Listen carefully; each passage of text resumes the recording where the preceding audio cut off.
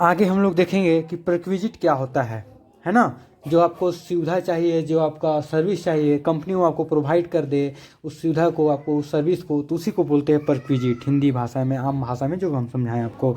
तो चलिए इसमें प्रीक्विजिट में देखते हैं मेडिकल बेनिफिट। इसे मेडिकल बेनिफिट मिलता है तो इन इंडिया, या तो इंडिया में मिलेगा या फिर आउटसाइड इंडिया, इंडिया के बाहर मिलेगा मेडिकल बेनिफिट, है ना। तो भारत के अंदर में या तो कंपनी का अपना खुद का हॉस्पिटल होगा, है ना, या गवर्नमेंट एम्प्लॉय होगा, या फिर गवर्नमेंट हॉस्पिटल होगा, या फिर प्राइवेट हॉस्पिटल होगा। अगर कंपनी का अपना हॉस्पिटल रहेगा मेडिकल बेनिफिट में, अगर कंपनी का अपना हॉस्पिटल रहेगा तो फुल्ली एग्जेम्प्ट, कोई टैक्स नहीं लगेगा आपको, टैक्सेबल टेबल में कोई टैक्स नहीं लगेगा। लेकिन गवर्नमेंट हॉस्पिटल रहेगा, स्पेसिफिक डिजीज हॉस्पिटल रहेगा, वही फुल्ली एग्जेम्प्ट होगा, पूरा का पूरा माफ़ हो जाएगा, टैक्सेबल टेबल में इसका एंट्री होगा ही नहीं। मगर प्राइवेट हॉस्पिटल आएगा तो इसका एंट्री होगा मेडिकल बेनिफिट में। मान लीजिए एम्प्लॉय है ना, 8,000 मिल रहा उसको अलाउंस, 10,000 सन।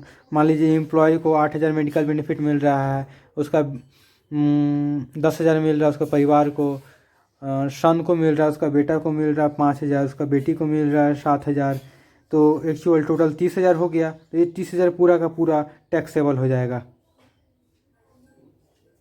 आउटसाइड इंडिया का देख लीजिए, बाहर अगर इंडिया से बाहर किसी को जाना है इलाज करवाने, तो क्या कितना एग्जेम्प्ट होगा, कितना एग्जेम्प्ट नहीं होगा, वो देख लेंगे। अगर थोड़ा बहुत उसके बाद डाउट क्लियर नहीं होगा तो क्वेश्चन में क्लियर कर देंगे हम। तो विदेश से आने जाने का खर्च है ना, to and fro 60,000, stay and treatment है ना 1,60,000। तो क्या ये पूरा का पूरा टैक्सेबल होगा या पूरा का पूरा एग्जेम्प्ट होगा, तो कैसे पता चलेगा। तो टू एंड फ्रो का काम हम लोग, जो इसका वर्किंग है, सबसे लास्ट में डालेंगे इसको टेबल में, है ना। इसको छोड़ देंगे, इसका जगह छोड़ देंगे। क्यों छोड़ देंगे तो बताते हैं हम लोग। मान लीजिए एक टेबल तैयार किए, जैसे कि यहाँ पे देखिए नीचे में बेसिक सैलरी है जो भी है 12 से मल्टीप्लाई कर दीजिएगा, और डियरनेस अलाउंस और हाउस रेंट अलाउंस जो भी है करते हैं। मेडिकल बेनिफिट में आए, टू एंड फ्रो है ना, लेना है या नहीं लेना वो डिसाइड करता है ग्रॉस सैलरी पर। अगर यहाँ देखिए हिंदी में लिखे हुए हैं हम, टू एंड फ्रो 60,000 टैक्सेबल होगा कि नहीं वो डिपेंड करता है ग्रॉस इनकम सैलरी पर। जब ग्रॉस इनकम सैलरी 2 लाख से कम हो तो to and fro fully exempt, मतलब कि विदेश से आने जाने का, एब्रॉड आने जाने का किराया पूरा का पूरा माफ़ हो जाएगा। यहाँ ग्रॉस इनकम सैलरी 2,61,000 मेरा दिख रहा है, शो कर रहे हैं हम, इसीलिए to and fro fully taxable होगा। आगे देखते हैं स्टे एंड ट्रीटमेंट में क्या माफ़ होगा। अगर आरबीआई लिखित दे, है ना, आरबीआई लिखित दे तभी माफ़ होगा, नहीं तो ये टैक्सेबल होता है। विदेश में इलाज करने का खर्च क्वेश्चन में दिया हुआ रहेगा, आरबीआई अप्रूव्ड 1 लाख है, तो 1 लाख माफ़ हो जाएगा, एग्जेम्प्ट हो जाएगा। इसमें क्वेश्चन में आरबीआई 1,20,000 अप्रूव कर दिया था, इतना तक इसका माफ़ कर दिया तो उतना उसका माफ़ हो गया, तो 40,000 टैक्सेबल टेबल में आ गया। शौक हो रहा होगा आपको। आशा करता हूँ आपको ये टॉपिक आपको समझ में आया होगा। अगर नहीं आया होगा तो वो हम आगे क्वेश्चन के सॉल्यूशन टाइम बहुत ही बढ़िया से क्रिस्टल क्लियर करवा देंगे। धन्यवाद। अब हम लोग देखेंगे रेंट फ्री हाउस, है ना। क्या होता है रेंट फ्री हाउस। तो रेंट फ्री हाउस होता है, मिलता है या तो गवर्नमेंट एम्प्लॉय को मिलता है या फिर नॉन गवर्नमेंट एम्प्लॉय को मिलेगा, है ना, नॉन गवर्नमेंट एम्प्लॉय को मिलेगा। चलिए इसको हटा दे, बढ़िया से हिंदी में कुछ नोट्स तैयार किए हुए हैं हम। चलिए तो आप लोगों को दिख रहा होगा बढ़िया से। ये रेंट फ्री हाउस मिलता है गवर्नमेंट एम्प्लॉय को या फिर नॉन गवर्नमेंट एम्प्लॉय को। गवर्नमेंट एम्प्लॉय में इसमें आसानी से मिल जाएगा, क्वेश्चन में दिया हुआ रहता है। गवर्नमेंट एम्प्लॉय से गवर्नमेंट एम्प्लॉय अगर कोई रहता है तो उसमें आपको आसानी से मिल जाएगा क्या, वैल्यूएशन ऑफ अनफर्निश्ड हाउस। हम लोग इसी का मेन टेंशन रहता है, पूरा आंसर इसी का निकालना रहता है। चलिए नॉन गवर्नमेंट एम्प्लॉय का देखते हैं कि क्या करना है।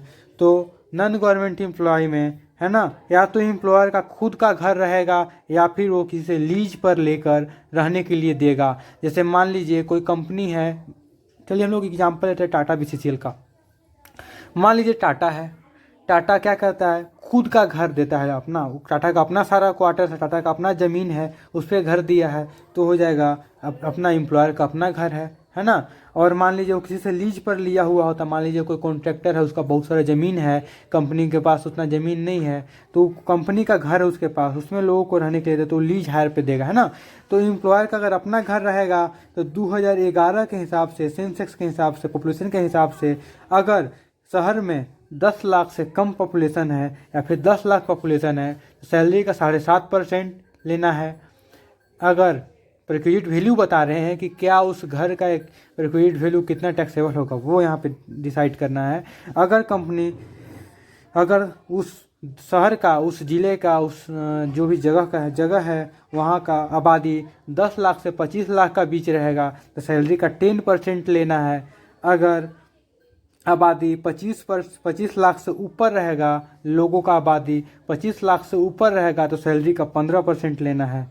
वही अगर हायर पे घर किराए पर लिया है, अगर एम्प्लॉयर, अगर घर किराए पर लिया है एम्प्लॉयर घर किराए पर लेकर अपना एम्प्लॉय को रहने के लिए दिया है तो इसका अलग कैलकुलेशन होगा। Actual hire paid by employer, कितना उस घर को वो भाड़ा किराया पे करता है वो लिखेंगे पहले, दूसरा 15% ऑफ सैलरी लिखेंगे। ये दोनों में जो छोटा रहेगा वही हो जाएगा, क्या हो जाएगा वो, तो valuation of unfurnished house, valuation of unfurnished house हो जाएगा, है ना।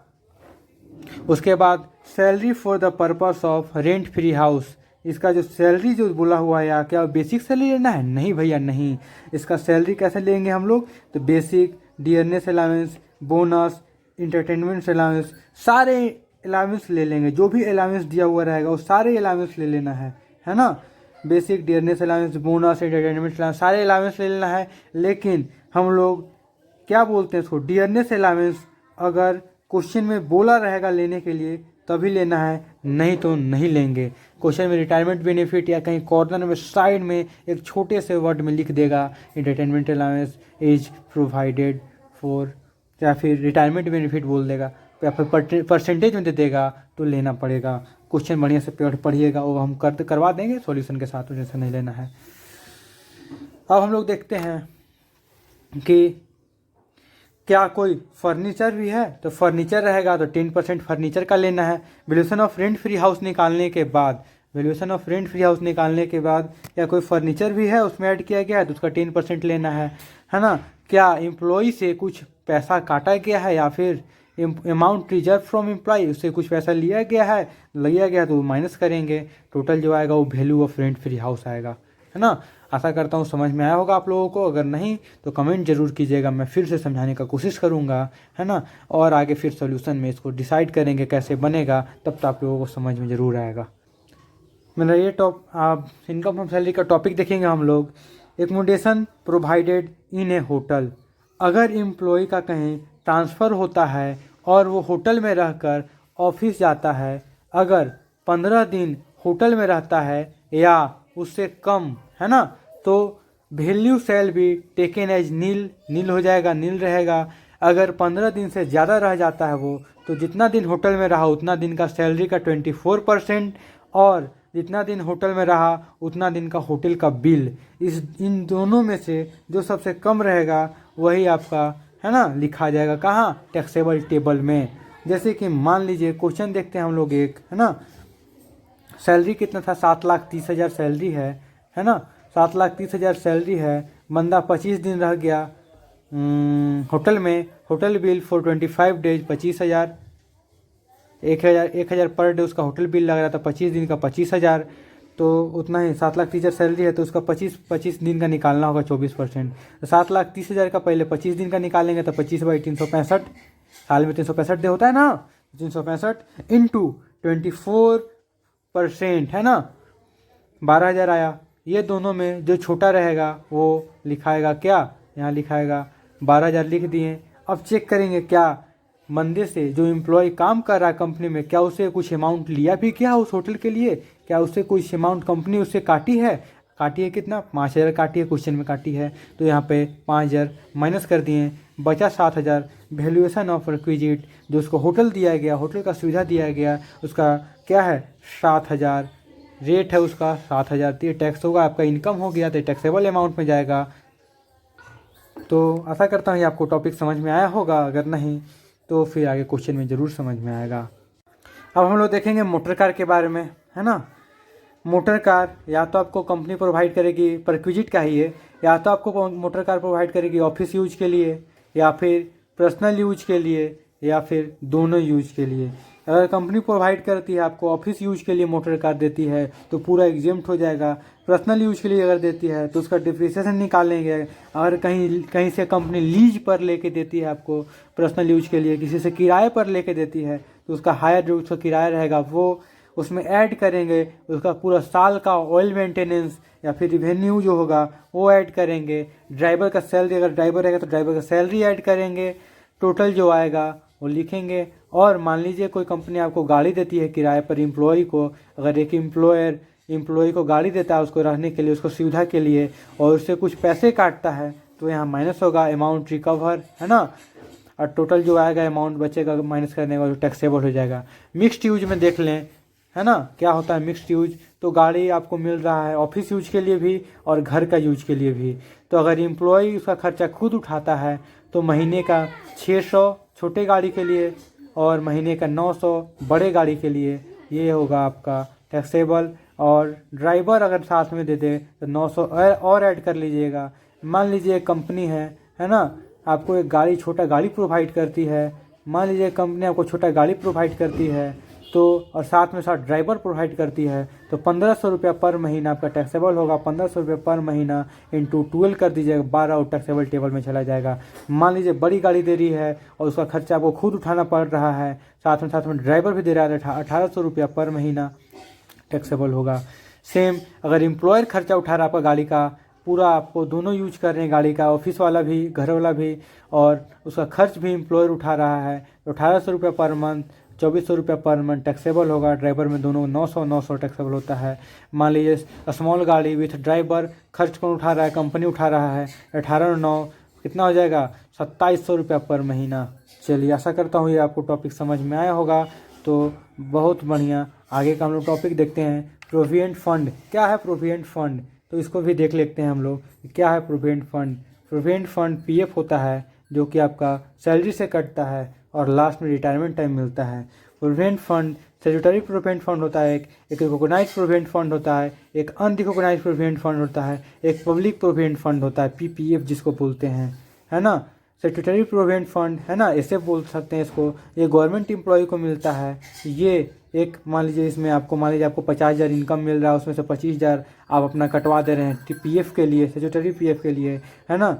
और कंपनी भी प्रोवाइड कर, मान लीजिए गवर्नमेंट भी आपको दे रही है तो इसमें पूरा एग्जेम्प्ट होता है, उतना इसमें लेने की ज़रूरत नहीं है, टैक्सेबल होता है, वो अपना जगह पे होता है और उसमें उतना कैलकुलेशन की ज़रूरत नहीं पड़ता है।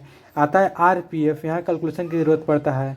मान लीजिए कंपनी में आपको मिल रहा है 80,000 रुपया, आपका कंपनी हमें 80,000 रुपया मिल रहा है ना, और आपका 20,000 रुपया टैक्स लग रहा है उसमें से, सॉरी 1 लाख लेके चलते हैं ना, 1 लाख ज़्यादा समझ में आएगा। मान लीजिए कंपनी में आपको 1 लाख रुपये इनकम मिल रहा है और 1 लाख में से आपको कितना 20,000 कंपनी काट रही है। 20,000 आपका पीएफ में कंपनी काट रही है, आरपीएफ रिकॉग्नाइज्ड पीएफ में काट रही है।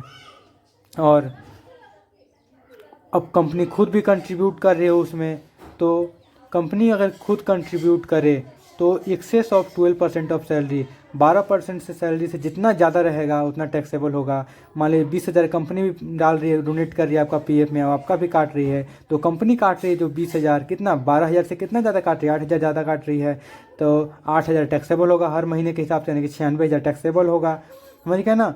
और जो इंटरेस्ट है उसका 9.5% से जितना ज़्यादा आएगा उतना टैक्सेबल होगा, है ना। वो आगे क्वेश्चन में देखिएगा, बहुत बढ़िया समझ में आएगा। फिलहाल ये देख लीजिए कैसे है रूल, एग्जाम्पल के हिसाब से ज़्यादा क्लियर समझ में आएगा। और recognised provident fund, unrecognised provident fund non government employ को मिलता है ना, ये टैक्सेबल है ना। अदर सोर्स में ये टैक्सेबल है, कौन, तो इंटरेस्ट इसका।